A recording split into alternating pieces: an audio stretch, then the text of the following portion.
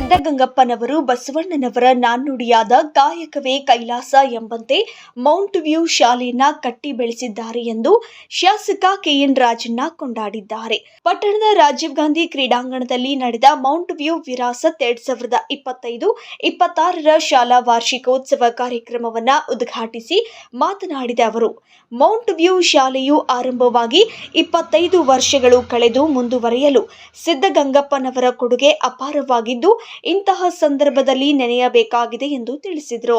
ಸಿದ್ದಗಂಗಾ ಶ್ರೀರವರು ಆರಾಧ್ಯ ದೈವವಾಗಿ ಶ್ರೀಗಳ ಮಾರ್ಗದರ್ಶನದಲ್ಲಿ ಸಿದ್ದಗಂಗಪ್ಪನವರು ಬೆಳೆದು ಬಂದಿದ್ದಾರೆ. ಇವರ ಶಾಲೆ ರಾಷ್ಟ್ರ, ರಾಜ್ಯ, ಜಿಲ್ಲೆಯಲ್ಲಿ ಹೆಚ್ಚು ಜನಪ್ರಿಯತೆ ಗಳಿಸಿದೆ. ವಿದ್ಯೆ ಸಾಧಕನ ಸ್ವತ್ತು ಹೊರತು ಸೋಮಾರಿಯ ಸ್ವತ್ತಲ್ಲ. ಎಲ್ಲ ವರ್ಗಗಳ ಮಕ್ಕಳಲ್ಲಿ ತಮ್ಮದೇ ಆದಂತಹ ಬುದ್ಧಿವಂತಿಕೆಯನ್ನ ಹೊಂದಿದ್ದು ಉತ್ತಮ ವಿದ್ಯಾಭ್ಯಾಸ ದೊರೆತರೆ ಆ ವಿದ್ಯಾರ್ಥಿಗಳು ಸಮಾಜಕ್ಕೆ ಹಾಗೂ ಪೋಷಕರಿಗೆ, ಶಾಲೆಗಳಿಗೆ ಕೀರ್ತಿ ತರುತ್ತಾರೆ ಎಂದರು. ಭಾಗವಹಿಸಲಿಕ್ಕೆ ಬಹಳ ಹೆಚ್ಚು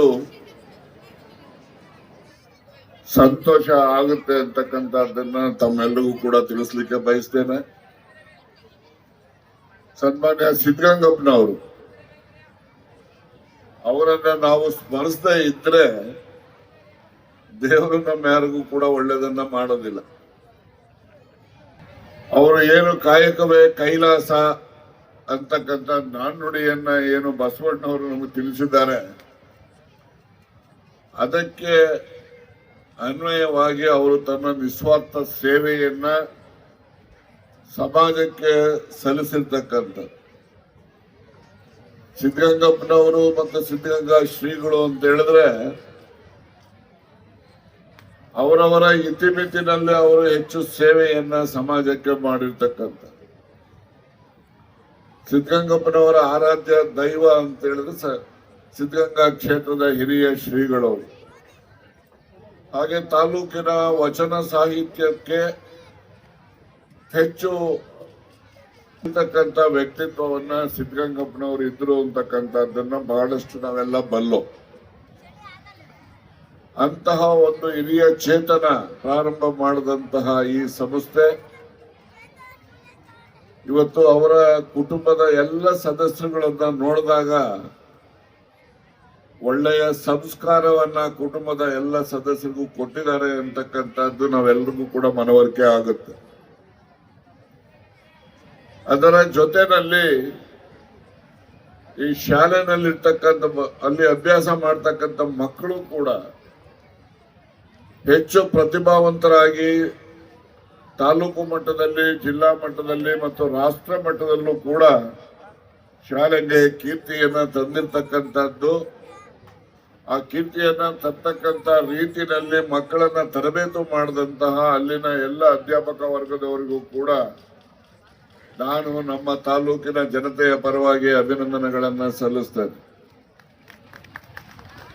ಸನ್ಮಾನ್ಯರೇ, ಹೆಚ್ಚು ಸಂಖ್ಯೆಯಲ್ಲಿ ಬರೀ ಪೋಷಕ ವರ್ಗದವರೇ ಅಲ್ಲ,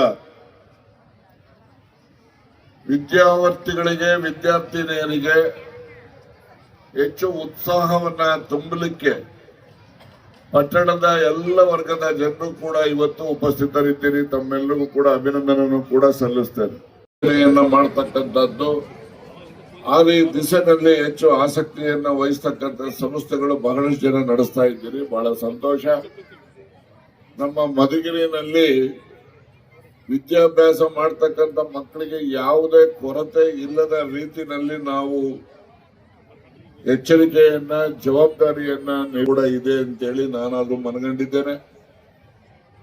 ಹೀಗಾಗಿ ಈ ನಮ್ಮ ತಾಲೂಕಿನ ಎಲ್ಲ ಮಕ್ಕಳು ಕೂಡ ಉತ್ತಮ ವಿದ್ಯಾಭ್ಯಾಸವನ್ನ ಮಾಡುವುದರ ಮೂಲಕ ನಮ್ಮ ತಾಲೂಕಿಗೆ ಕೀರ್ತಿಯನ್ನ ತರಬೇಕು ಅಂತಕ್ಕಂಥ ಮಾತನ್ನು ಕೂಡ ನಾನು ಈ ಸಂದರ್ಭದಲ್ಲಿ ಹೇಳಲಿಕ್ಕೆ ಬಯಸಿ, ವಿಶೇಷವಾಗಿ ಮೌಂಟ್ ವ್ಯೂ ಪಬ್ಲಿಕ್ ಶಾಲೆ ಇದು ಒಂದು